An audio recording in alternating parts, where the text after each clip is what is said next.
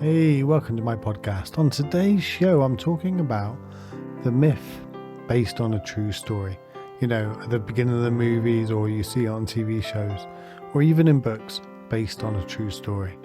Now, I'm going to talk about that, and I'll talk about our memory and the way we can stop arguing. Really, when I come across this, the fact of how our memory works, it totally stopped me arguing with my family. For years I used to argue with my family about so much, but just recognizing what I'm going to share with you in this podcast will stop you arguing with your family. Believe me.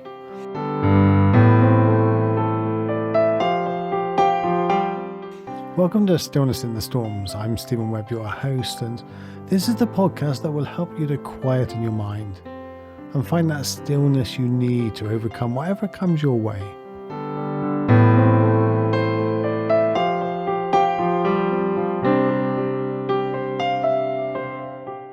I've decided over the next few podcasts I want to share just a little thank you, a little gratitude, and a really brief story of why I want to thank this person.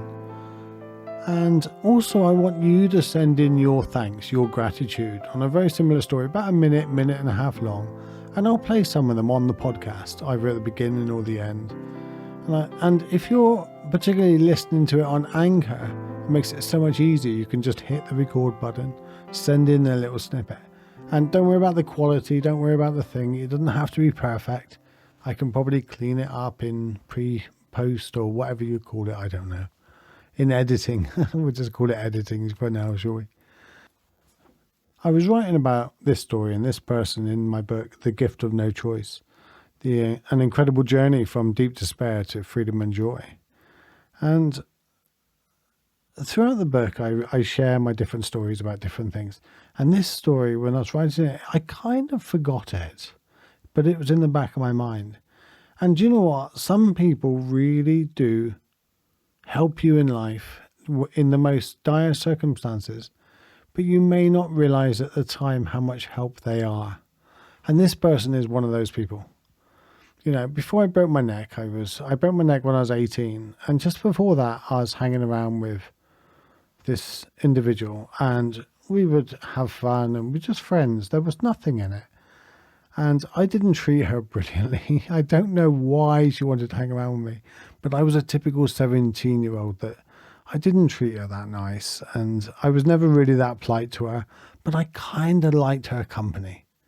It was one of those relationships that, you know, I don't love you, but I kind of just want to be in your company.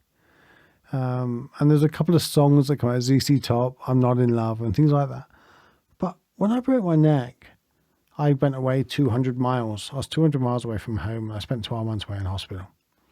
And over the first few weeks, I used to get a card and a letter every few days. And whoever was there, whether it was a nurse or my family, they'd read out the card and the letter. And I would very much brush it off. It's like, yeah, I know, it's just her. But really, over the weeks, it really started to make a difference. I was looking forward to it. And it was that connection to home that I didn't have. You know, I was lying on bed rest. I could barely, I couldn't talk at the time. And she would tell me what was going on with my friends and what was going on in Truro. And then after I started getting out of bed, or I think I was still on bed rest, but she used to come up and stay up there over weekends. And she used to spend hours beside my bed, and we used to be chatting, we used to have a laugh. And you know what? She did so much for me, and I don't know if she ever realized it, but, you know, I always used to brush it off at the time, but now I realize quite how special she was, and quite how special I needed that relationship. I needed that connection beyond family of someone that was just real and was just there. Someone that I knew before my accident that treated me the same, and boy did she treat me the same. You know, she was great, and that's Claire, and she knows who she is. I just want to share that, and I want you to share your stories. I have so much of a deep gratitude for Claire now that I've grown out of my egoic, narcissistic, trying to grow out of it still, okay? my egoic, narcissistic self that, you know, Claire, I love you. Thank you.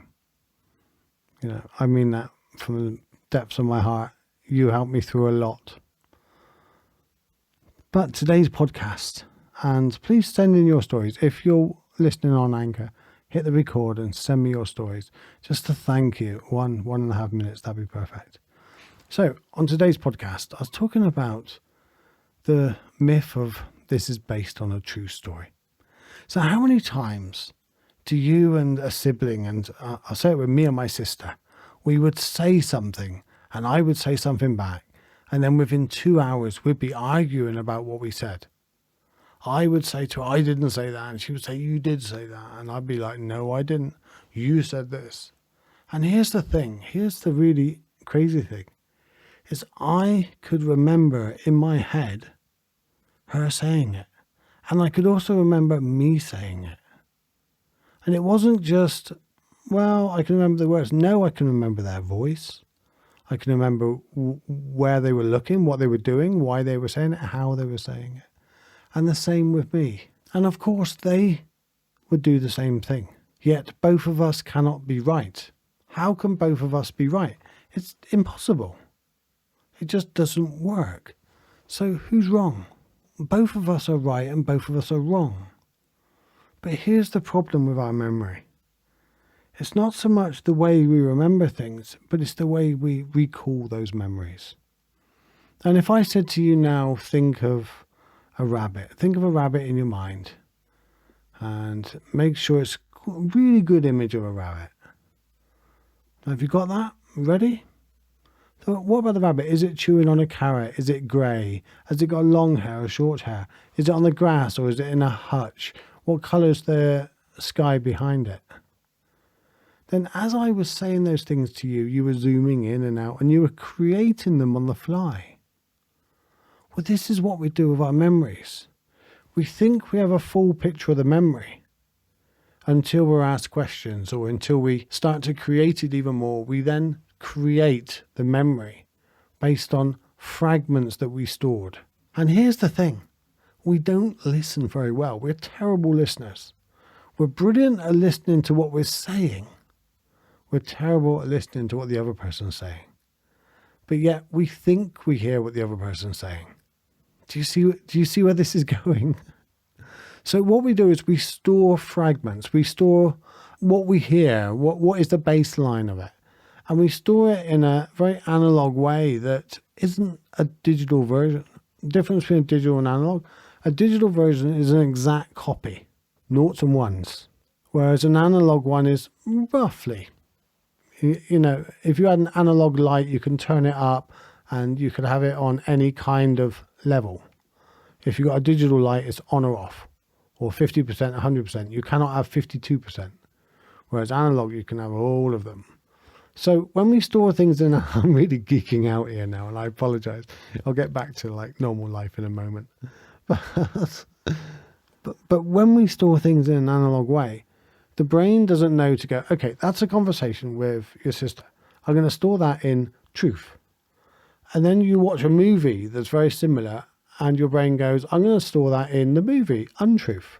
Or maybe partly true if it's based on a true story. Your brain doesn't know those things. So what your brain does is just store everything in the best way, in a mingled way, somehow in your mind. And it relies on the way we recreate it.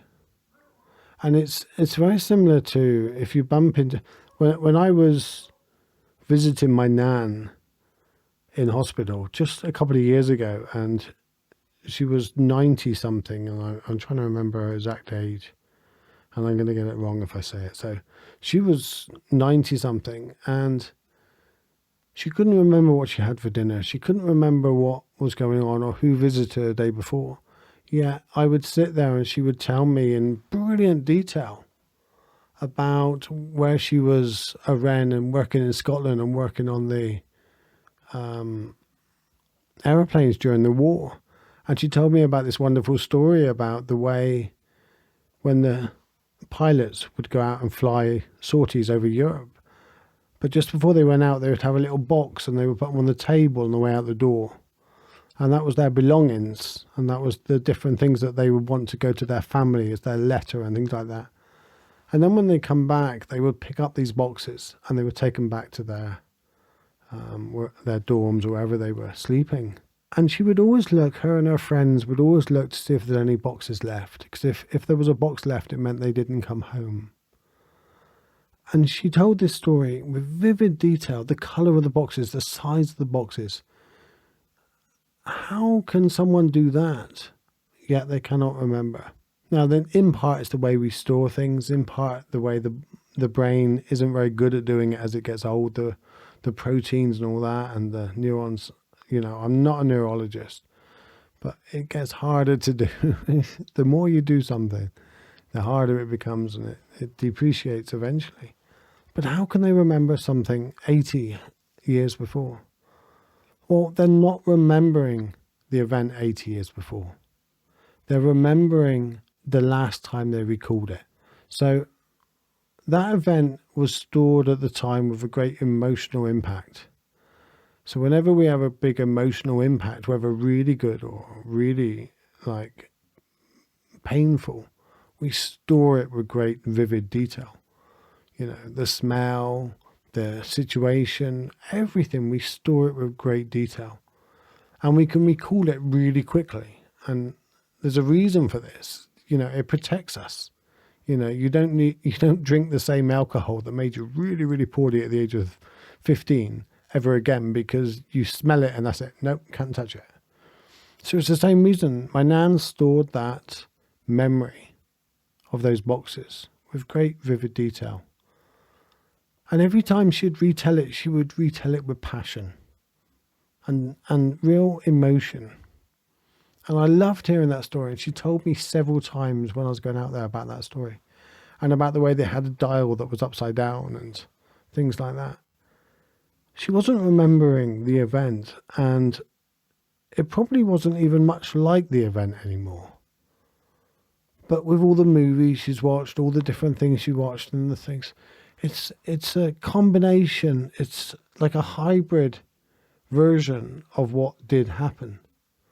Then some of it is true. Some of it is mixed with movies and mixed with other things. Some of it, probably even made up completely. But we all do that. Right back to the conversation with my sister and the argument 2 hours later. You did say that. You didn't say that. I know I said that. We're so convinced that our memory is perfect that we argue. Well, guess what? Your memory is not perfect. You're not remembering the event. You haven't got this recorder in your mind of what was said, how it was said, the tone of it, everything. You just haven't. But it's not exact. And this, just realizing this stops us arguing. Makes us realize that our memories are flawed. You, me, everybody. Nobody can remember everything perfectly. Lawyers know this. Lawyers deliberately, I can't believe I'm telling you that secret, but they will deliberately plant words and create scenarios in your mind on the testimony stand. You know. Now let me put it to you, Mrs. So-and-so. Did you really see the person? Was he 5 foot or 6 foot? Well, I think it was 6 foot. Are you sure? Are you sure he wasn't 5 foot? And of course, at that moment, you're then creating a 5 foot person in your mind to check whether or not that's real or not. Isn't that interesting? So stop arguing that I know what you said. I remember it well. It was like this. I'm telling you, I can remember. I'm telling you I was there. Well, you might have been there, and you might have 97% correct, but nobody will have it 100% correct. And they've tested this with lawyers and police officers and forensic scientists and everything. And all the way through all these people, nobody can recall the same situation exactly the same way. Nobody. So if you want a little more peace in life, stop arguing. Stop arguing that you can remember, that you're right. Maybe they're right, and maybe your recollection of the event is wrong. Maybe you're mixing yours with a movie or something like that. It doesn't feel like it, because what you can see in your head is, a high definition, brilliant version of like what we said with the rabbit. We have this illusion that we can recall everything perfectly, and we can't.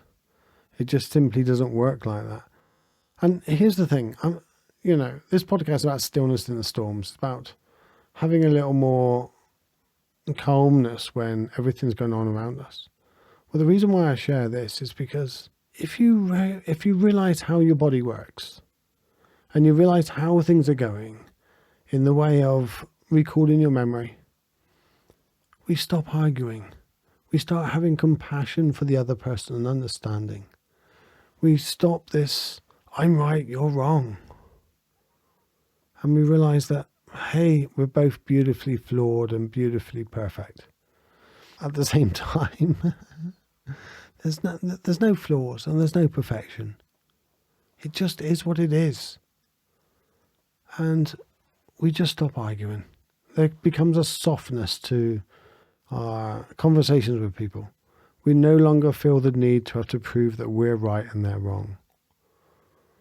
So like I said at the beginning of the podcast, I will teach you something, I will show you something that would totally blow your mind when it comes to memory and things like that, but it'll also soften you and stop you arguing with your family. I no longer argue with my sister very much. I no longer argue with family very much that I'm right and they're wrong. It still creeps up. It still happens sometimes. Sometimes they got to remind me. Sometimes they're like, you're arguing. Yeah, my daughter come in one day and I let it rip about 3 years ago. And she stood there and she took it. Oh, I just went off and she said, oh, that's very Zen-like of you, isn't it? Oh, she knew I was working on it. And I can't even remember what it was about now. It was like totally not even that important. But I opened my heart to her. She stood there and took it, and she held that mirror up to me that I needed at that moment. She was perfect.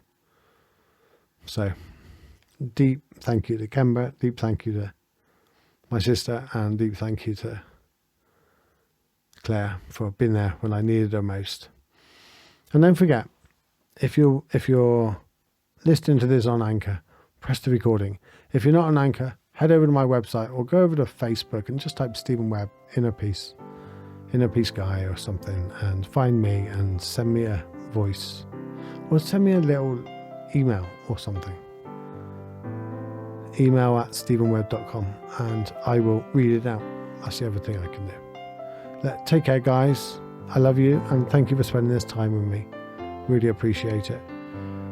I'm trying to get a new podcast out every week at the moment. Please can you share, spread it around, leave a review. That'd be amazing. If you're listening on an iPad or an iPhone, leave a review and that would be incredible. You're awesome. Everybody, have an amazing week. See you around. Bye.